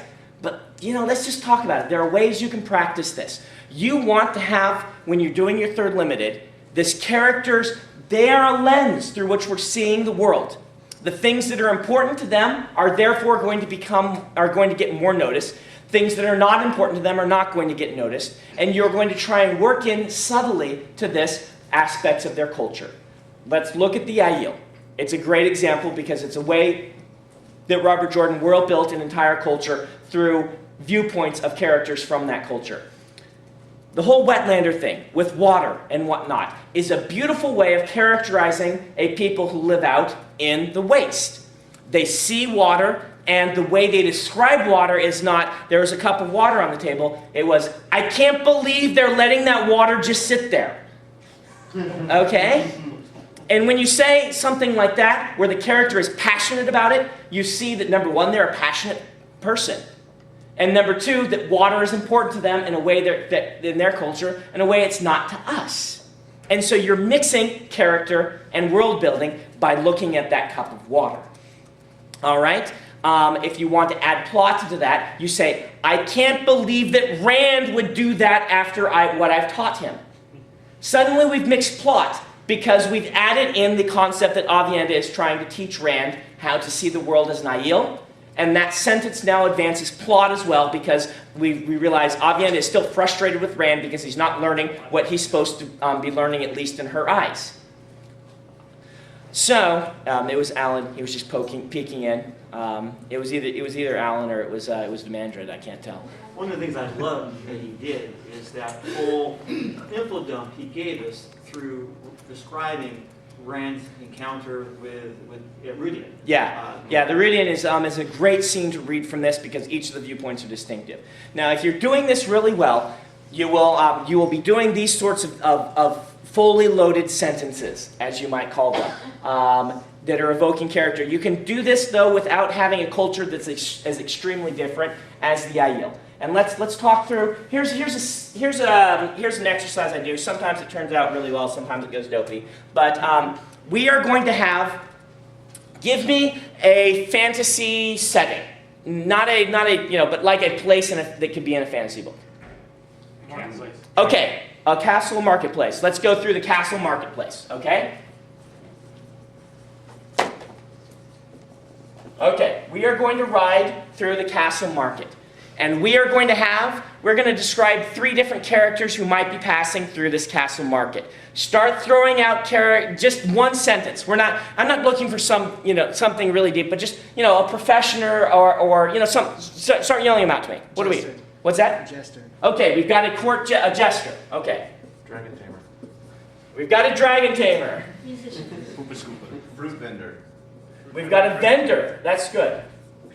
Okay, let's do one more. What did we say? Hoopa scoop. Blacksmith. Let's go ahead and do, well, musician and jester are kind of the same. Jester's going to also be a musician. Okay, what else do we have? I'm not going to do pooper A scooper. noble person. A nobleman. Okay, we've got the nobleman. Okay, noble, let's do a noblewoman. Actually, let's just decide. Okay, is our jester a guy or girl? Girl. Girl. I don't see enough girl jesters. Is our dragon tamer a guy or a girl? Eunuch. Okay, dragon tamer's a eunuch. Did I spell that right? Yeah. Okay, our vendor, our fruit vendor. Man. Okay, this is a man. And our noble. Child, boy, girl. Child. Child, boy, girl. She. She? Okay, we've got a noble girl. How old is she? 7. 12. Okay. All right. So we've got our eunuch dragon tamer. Okay. We are going to now add something unexpected about each of these characters. An attribute that you wouldn't expect them to have. So what attribute that we don't expect a jester to have does this jester have? 6 fingers. What's that? 6 fingers. No, I want a personality attribute. She hates her job. Okay, there you go. Hates it. Okay. Dragon tamer eunuch. What about this character do we not expect to exist? He likes men. Wants to be a vendor. Writes poetry. Yeah, right. Okay, I guess the dragon tamer eunuch is a poet. Okay. He wanted him to be gay, but I'm just not sure if I want to go there. He's already a eunuch, so. All right, fruit vendor. Prefers meat. What? Prefers meat. Prefers meat? Let's go for something more unexpected. Very happy with what he does. Very happy. Okay, okay. Loves being a free He man. loves it. And he's a spy. Okay, fruit vendor loves being a fruit vendor spy. All right, something unexpected about our 12-year-old girl. Assassin. She wants to destroy the world. Pyromaniac. Assassin. Okay, she's a pyromaniac. Assassin is good, but I already wrote a teenage assassin girl. So we're going to go with pyromaniac. That's a good suggestion, but the 12-year-old pyro, that's unexpected. All right. All right now. These are actually interesting characters. All right? So, what we're going to do, your homework would be to do this same sort of thing with a group of your friends. Have them do what I just did, come up with 4 characters in a setting, and tell them, you're going to have to write this. And let your friends force you into some really ridiculous situations. But don't do too ridiculous. But, make you write about a fruit vendor who loves being a fruit vendor and a spy. What we're going to do is each of these are going to ride through the castle marketplace. This is your writing exercise. We're going to talk through this one. You can do this one at home if you want or have with your friends. We're just going to talk through how, when the jester, musician girl who hates her job, when she rides through the castle market, what things could she notice? People laugh. Sounds. Sounds. Okay, she pays attention to sounds. Competition. So, when you describe her viewpoint, you will use more description of sounds. What was over here? I was going to say how people see her, they laugh. Okay, she hears the laughter. And hates it. And hates it. No, that's great. This is really actually very good. If she cringes when people laugh, She's a terrible jester. she's a terrible jester, but this gives her character. All right? Oh, it's even better if she's a good jester. She's a good jester. She's a great jester. She just hates it. She's terrible for that job. Okay, what else is she going to notice that no one else might? Who has Competitions. Okay, competition. She can be very competitive. She might notice someone who carries themselves a certain way. Okay, she might notice, how they carry themselves. I'm going to add, she might notice marks. People that are going to be good people that she could make fun of, to exploit, to gain coin from other people. Because this is going to be one of the jobs of the jester. She's going to make fun of people. She's going to laugh. She's either going to be looking for people that would be easy to get money out of, or people who would be easy to make fun of. So she's going to look for marks. Okay, so if you look at this, the way she describes this marketplace, you can get across all of these without ever saying it. And the readers will love that because readers of science fiction and fantasy are smart people. And they don't like to have their hands held, which is one of the reasons why we hate infodumps so much. We like to be able to, we are smart enough to put it together ourselves. And so if you don't want to do it too much, of course, you don't want to leave them just completely unable to pick things up. But if you can have her cringing when she hears the laughter, that tells us something about her. All right?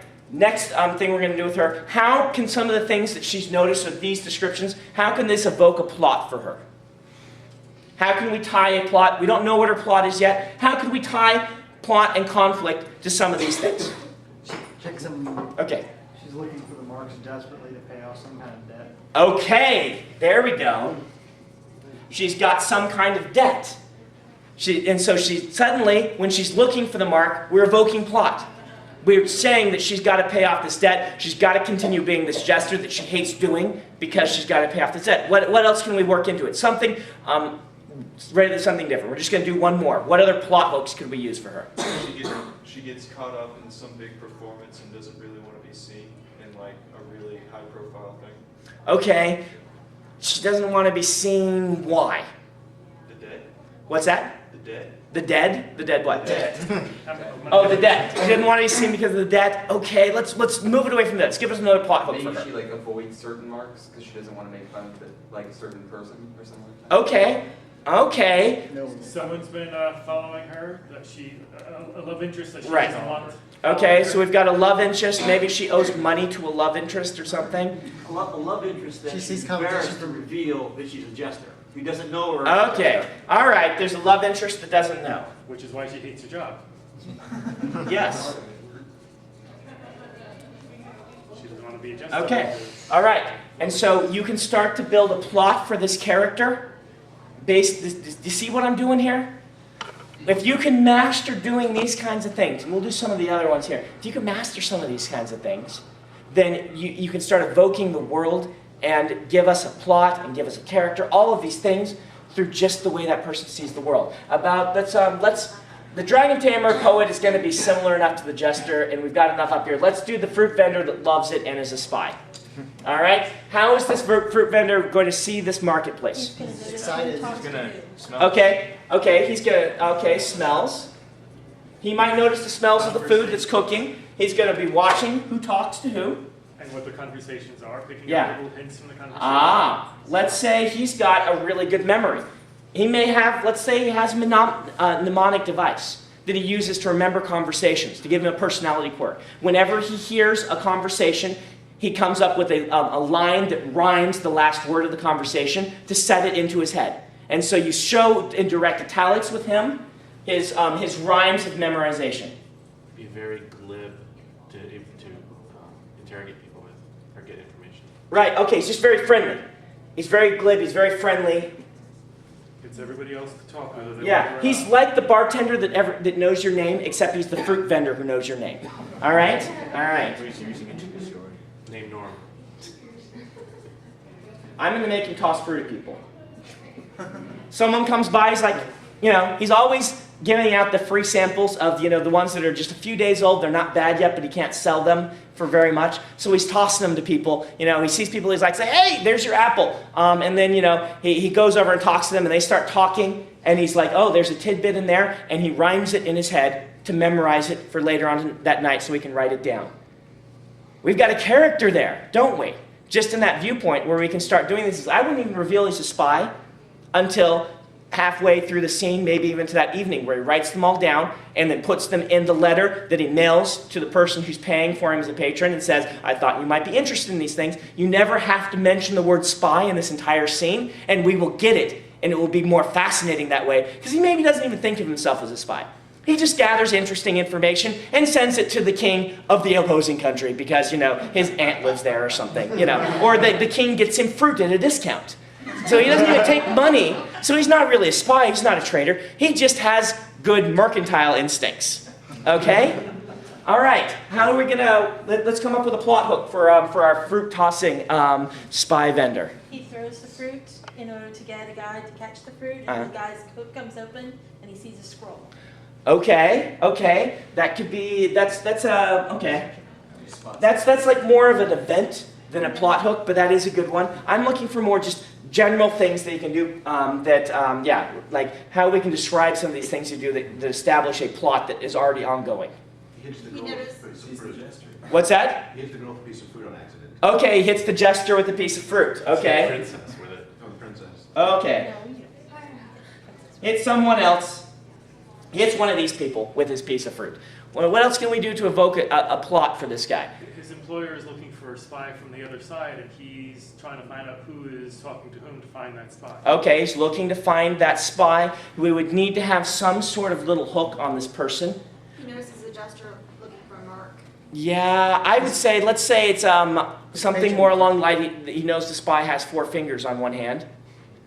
And so is tossing the fruit to see who catches it, to see if he can find the 4-fingered person. Does this make sense? We design our scene so that what he's doing works into his established plot already. Here's something to keep in mind. With a glass eye, so he throws it so that it's. Oh, there you go. Glass eye. Glass eye is great. He's looking for the glass-eyed man. What I'm doing here, and one of the reasons I'm making this distinction is a lot of people, new writers, start a story and are going to assume that the story then starts then. But for the characters, their story has been going as long as they're alive. And if you introduce people who are not already involved in things going on, it's going to feel fake. And it should feel fake because we all have drama going on in our lives right now. We all have plots going on in our lives. And if you start your story and nothing has ever happened to this person and then stuff does, or if it feels like that, you don't have a real world, a real character. Everyone you open a scene, they should be generally, you should establish in the first paragraph what they want, what they're doing, and that sort of thing in just one line. Because people don't generally, they always are wanting something. Even if it's just to sit and be left alone, like Bilbo or Frodo want to be left alone, particularly Bilbo. You establish that they want something. People, too many opening parts from new writers, someone just wandering along with no desires or wishes until something bad happens and then they get chased by monsters for the rest of the book. The reluctant hero. Yeah, that is the reluctant hero, but they should have stuff going on in their life to make them feel real. All right? Keep that in mind. So that's why I like he's searching for a spy. Now something may happen. He maybe hits he sees that a scroll that he's like, oh, I've been told to watch for those, and that starts the longer plot hook for the book. Or he hits the jester with the piece of fruit, and she gets really mad and sends assassins after him because she just snaps. It's like, this is enough for me. My boyfriend in the assassin guild that I didn't want to know I'm a jester, well, I'm just going to go to him and have him take out this fruit merchant. I've gone snapped, and then I'm going to kill the 12-year-old princess, and life is going to go crazy from here. That can establish your plot. You can have these things happen, but people live outside of your stories. At least you want the reader to feel that they have lives outside of your stories. All right. All right. I'm not going to do the other two. I think we established what I'm trying to do here with these two. But this is a good exercise for you to do to practice how people see the world. It is possible to go too overboard on some of these things, but most people don't do enough of it. Most people don't go overboard. If you've got an artist, have them notice art and color more than someone else. If you've got a character who's a musician, have them notice sounds. It will wonderfully help us evoke this character. These are the things you need to do. So that's the lecture portion of this. We're going to go to a Q&A where we can talk about specifics for a little while, but hopefully that kind of starts to establish. A lot of readers are like, why do they reject stories so quickly? Maybe this helps you, all right? All right, what do you want to know? What are your questions? Got a quick question. Maybe building this into real life for you. I kind of got introduced to you from obviously taking over the Wheel of Time, and then have read the Mistborn, Right. Warbreaker, and Alcatraz. And it seems that so many of your characters have such a great sense of humor Okay, and yeah. wit Well, I'm glad you came back. I mean, it truly so, but then you look at The Gathering Storm and Yeah. wow, there's almost none of that. Yep. You know, anything that was that in those characters, how difficult is that for you? Because that seems like maybe something you're drawing from yourself or comfort level, to put that into characters to draw us in. How hard is that to switch that kind of characterization? You as a professional, when you become a writer, you learn to use different tools and the right tool in the right place. It was not hard at all, is the answer to you. I did not go into it writing this and say, oh, I need to make this more funny. That wasn't the book I was writing at that point. And you will learn this as you write, to write different tones for different books, different styles for different books. Warbreaker is particularly funny. Mistborn 3 isn't particularly funny. It's a little bit funny, but not particularly. But different stories for different books. So I would say it was actually particularly hard. I mean, the hardest thing about Wheel of Time, writing it, was getting this sort of thing right for the characters, because they already were so well drawn and so distinctive. And so making sure Avienda feels like Avienda, I've mentioned before she was the hardest character to get right, but that's because Robert Jordan's viewpoint for her was one of the most distinctive. And so getting it to feel right for her was tough. But doing the humor was not, I didn't go into it saying I want to do more. I love drama too. And there was plenty of drama to be had in Gathering Storm. So every book is, you notice this with painters. If you watch any painters or any visual artists, or if you are one, you notice that the pros, how easy it is for them to switch styles and do something different that completely blows your mind. Like if you ever see Gary Larson from Farsight do a detailed sketch of something just like, that's realistic, you're like, wow, you really can do that. Wow. It kind of blows your mind when you see things like that, or when you see, a painting by an impressionist that they did in realistic, or things like this. But what's that? Yeah. When you see one of Dali's or his early stuff versus his bizarre stuff, or Picasso, and Picasso had lots of realistic paintings. He could do it, but he chose a distinct style and said that is him. When I write a book series, I choose a style. Some part of it's organic, part of it's conscious, and I say this is going to be the style for this book. I'm going to write this book as a piece of art that follows this style. And with Gathering Storm, it was a piece of art of a different style, a subtly different style than some of the ones I'd done before, and that was exciting to me. Can you talk a little bit about point of view and tense, and how you combine the two to create certain, I guess, atmospheres in a story or a novel? Okay. I think that's Yeah. we looked at them separately. Right. The combining them is not really as hard as you would think. Basically, the biggest difficulty is going to be combining first person with these. But that's not even a tense. Is that what? No. Well, I'm talking about okay, you read Cory Doctorow's Little Brother, and it's first person present tense. Right. Whereas I think Twilight, I haven't read Twilight, so I read a little bit, but I can't remember Third if it was pass. first person past tense. Is it first past? It's first past, isn't it? I don't know. It's so hard. That's because present and past they blend so well. There's really no. Remember, present and past will work exactly the same way in the reader's mind in most cases. Well, I recently read Pattern Recognition by William Gibson. Okay. Which, if you haven't read it, it's the way he plays with tense was what interested me in this whole topic, because he writes it in third person present tense, limited third. But then all of his flashbacks, they're also in present tense, except for the critical flashback, which he tells in future. Okay. Third person. I just Gibson wanted does to weird hear stuff. how you felt about. How do I feel about that? How you. Hints of POV. If you have a jarring change from present to past, it will change things in a way that makes the present feel a little more immediate. And that jarring can make, but it's the juxtaposition that works, not just it being one or the other, if that makes sense. The further readers read and the more they get pulled in, the less they will pay attention to to tense. And even first person and third limited will start to blend in your mind to the point that you will have trouble sometimes remembering which books were third limited and which were first person. It's in the moment those two can do different things, but you know, it's the juxtaposition. And you're going to have to just experiment with that yourself. I can't tell you what they do because I'm just not enough of, I haven't played with it myself enough. Read Gibson's work, read Speed of Dark, look at them and see what it's doing and see if that's something you want to emulate or if you want to use. I can't tell you really what it's going to do. What it's going to, the jarring effect will be, it will, number one, the reader will probably notice it and it will kick them out of the story a little bit, which is the reason that you don't normally want to do it, but if it achieves an artistic effect that you're looking for, then it can be useful. I can't really give you a good answer on that one. Ask William Gibson. He's very personable. He likes fans. He'll give you an answer.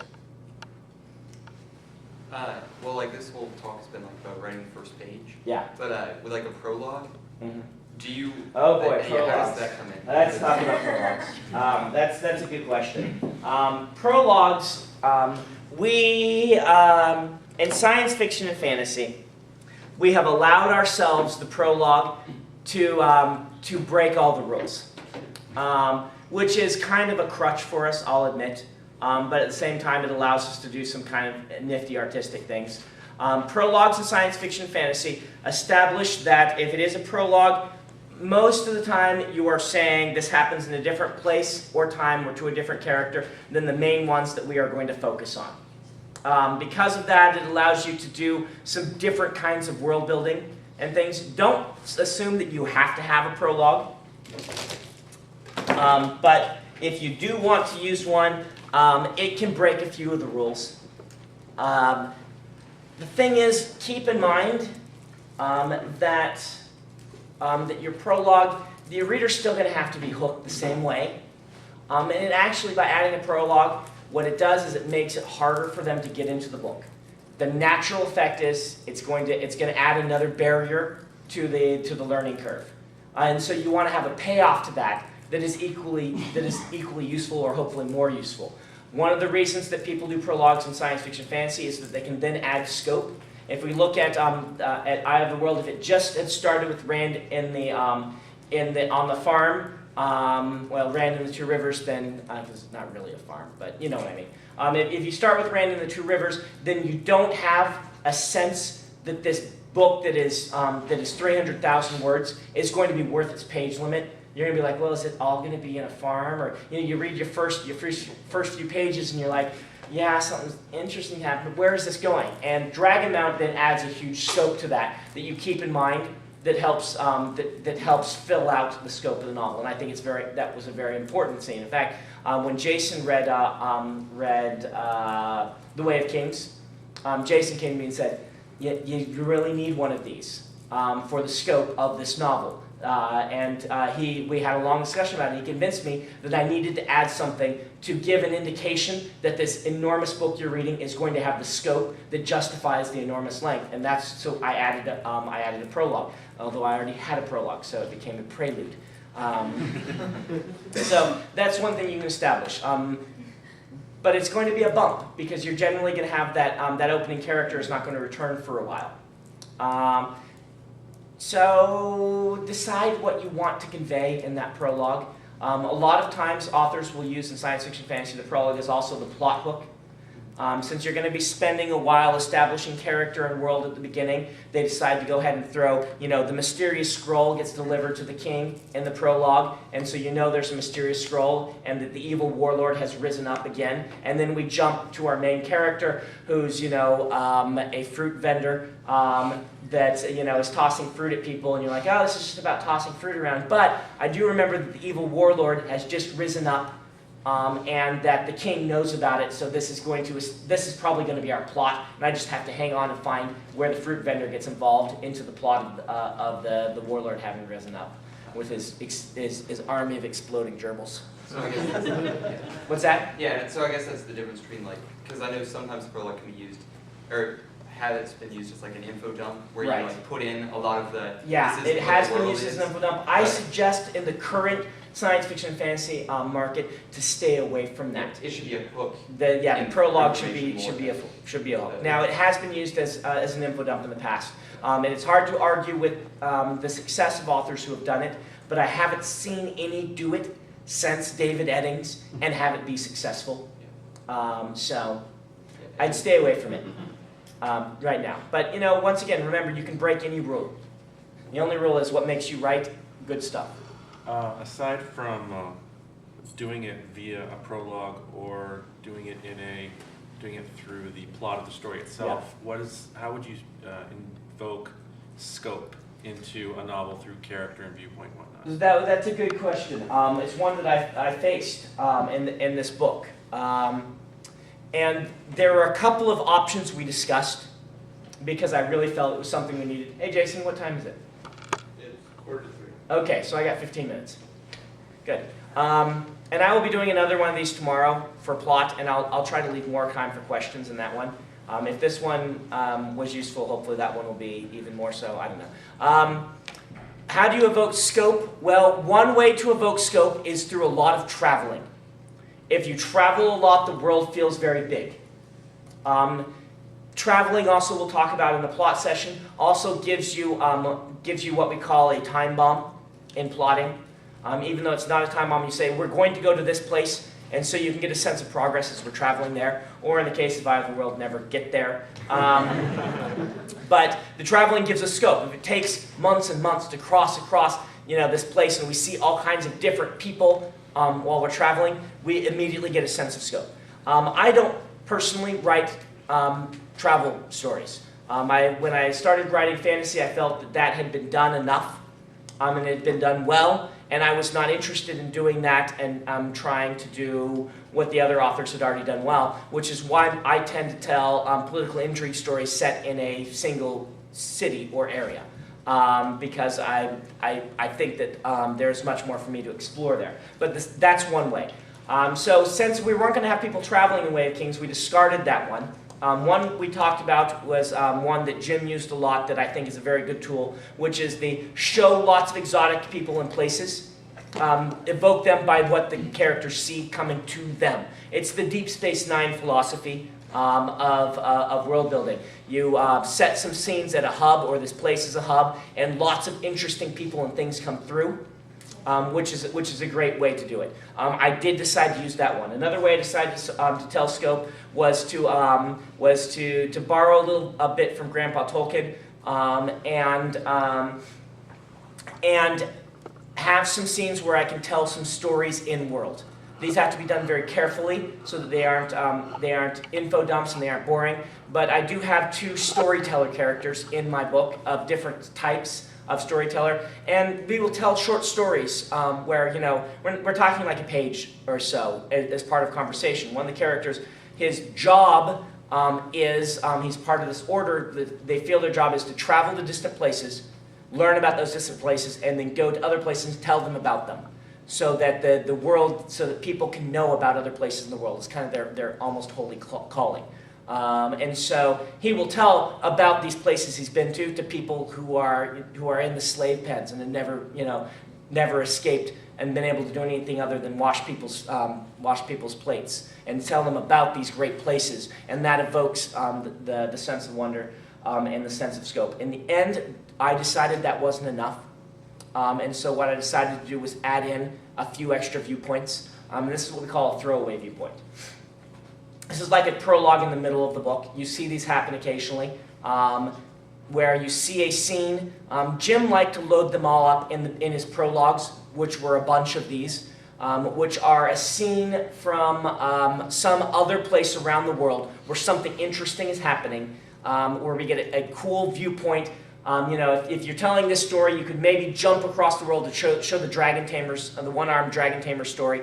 Only that, keep them short would be my suggestion. Keep them, try and get them around 2,000 words and show this place and this interesting thing happening that somehow relates to what's going on in the overall plot of the book. Don't make it completely, but if you can have that happen, If you can show the scroll being written and have really interesting things happen, so that later on when this scroll shows up with the main characters, it's part of the plot, but you've also evoked the scope of the novel. Those are just a few suggestions. There are probably a few others around that you could use, but those are the ones that I considered for Way of Kings. It was really fun because then I got to write some really wacky short stories, essentially set in the world, that are related to, Paul's nodding, he's read those. They get kind of wacky, don't they? Two priests discovering quantum physics as it relates to the magic system. Not the sort of thing that you can get away with very often, but I get away with it somehow in my books with the science magic thing. But anyway, all right, other questions? No questions, wow. Okay, well, we've only got like 10 minutes left, so, yeah. Could you comment on parents' ability to smell the odors that? Oh, I think that's one of the greatest things Jim came up with, because it's so subtle and yet so awesome at the same time. Showing people's emotions. One of these great things we have in fiction. One of the great adages is show, don't tell. You guys heard this before? A lot of what I was talking about today was showing rather than telling. The idea is that if you tell something to a reader, they're not going to remember it, it's not going to make as much impact as if you show it happening in the story. The basic example people like to use is, instead of saying, he was a nervous type, show him tapping his finger like that, and suddenly you've shown that he's nervous, or things like this. Well, showing emotions is very, very hard, and it generally, we either do it through dialogue or we do it through face reading. And the thing about face reading is we all do it, but I'm not convinced that, it's kind of an affectation we take into fiction, that you can read a lot more from someone's expression than you probably really can. I know we do a lot of unconscious cues with people's emotion, with people's expressions and things, but in books we kind of take that a little bit too far sometimes, and to show emotions. Well, Jim came up with this great way that he can have Perrin know what people's emotions are and actually have it be sensory and have it not be out of character but build character. And so I've always been jealous of the Perrin smell thing, and so I think it's actually pretty awesome that I get to use it now, because it's been one of my favorite story devices of all time for show versus tell. And not only that, but it allows Perrin to know. Yeah. Like when they're trying to hide their emotions. Yeah, it gives him lots of information. It's a really simple thing that is just a mark of pure genius. It's one of those things that, I've spent hours trying to come up with something as good as that. Days just thinking, can I come up with something? So anyway, so that's a good one for this conversation. All right, you had a question over there. To tell the characters apart, their thinking, the way of thinking. Wheel of Time uses like cliches, fishermen, cliches. Do you have any other tricks? Yeah, I do. Swan Sanche's fish metaphors are a great way to do this. It's a thing much like Perrin's sense. You'll look in Wheel of Time and notice that a shockingly large number of the characters have these sort of tells, and he uses physical tells too. I like physical tells a lot. Nynaeve tugs or braid. People complain about that. I've always liked it because it is because people do this. Some people chew on their hair. Some people, people do things like this, and it makes them more human, and it also kind of gives us a feel for who they are. So that's one way. If you really want to be good at this, one thing you can practice is another writing exercise people suggest is have 4 people in a conversation who are maybe the same 4 people that you come up in here, and have them have a conversation together without dialogue tags or any blocking or any description, and see if you can write it in a way that they're all distinctive. And if you can't, come up with some ways that they might, devise ways that these people might speak differently, so that their very diction and the way that they talk and the way that they put their emotions behind it indicate who is who. And if you think about it, if you put Perrin and Avienda and Nynaeve and Matt together in a conversation without dialogue tags, you would all be able to tell exactly who's talking in almost every situation there. that's a mark that someone is, that the characters are very distinctive because you evoke it through their dialogue too. And we haven't talked enough about that. That's one of the great ways to do this is to do it that way. And you'll notice, you know, Matt says bloody. It's been interesting to me to now have to go through and analyze and see who actually swears, because Jim's very consistent about who swears and who doesn't in the world. And what type of swears? Yeah, and what type of swears. And if you look at it, Matt uses bloody a whole lot. Yeah. He does it all the time. But you know, I've known friends who use the F word like that. You know, in conversation, it's just if they get going, then it's all the time, and they don't notice it, and you stop noticing it because it's just a character, and that's how Matt is. But Perrin does not really ever use bloody. I don't think, you know, I don't know if there's a single time in the books that he does. If he does, it's you know, Perrin doesn't swear. Perrin just doesn't do that. He''ll say light, but he won't say, you know, and that's very interesting that Jim was so consistent with that, but it's their dialogue tells, so that when they speak, you can tell who they are. So practice your dialogue. Give some visual cues when you're describing a character.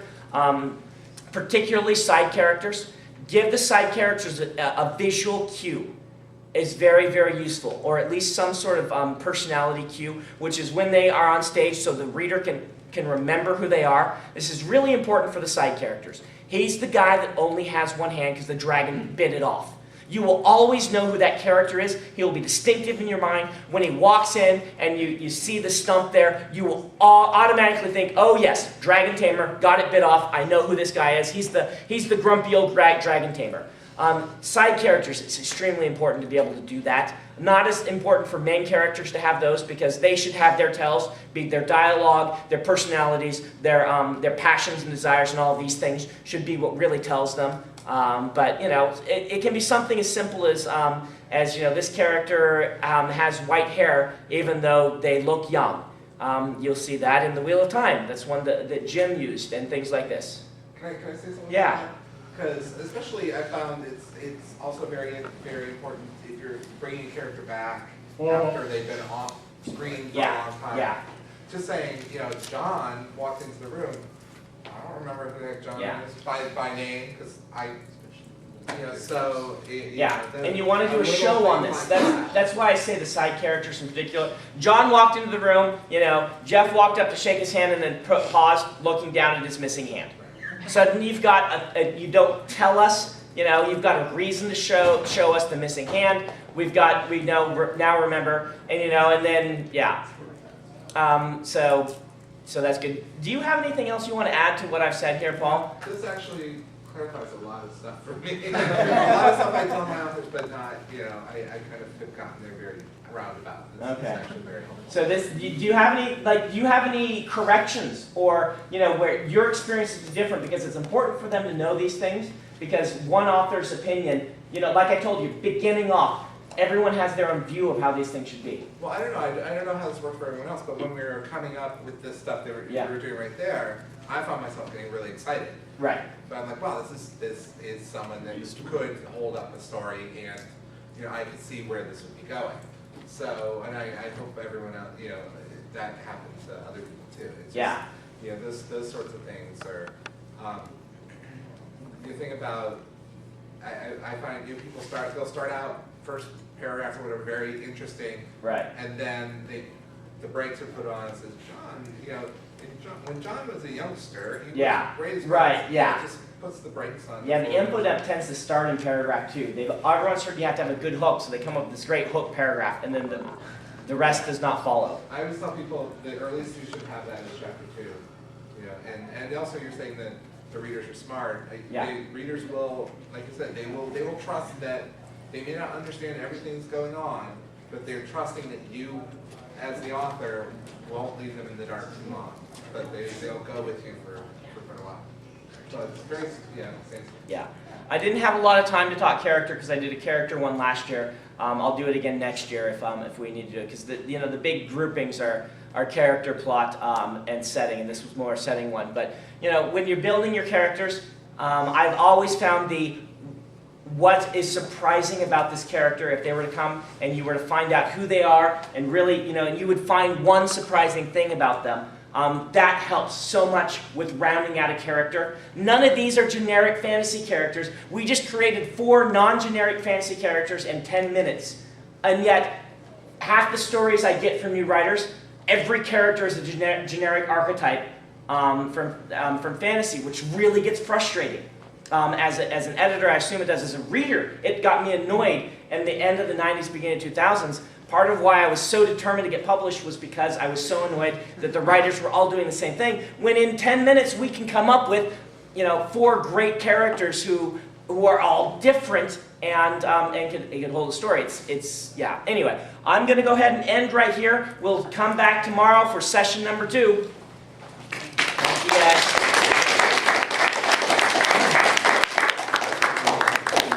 Wait.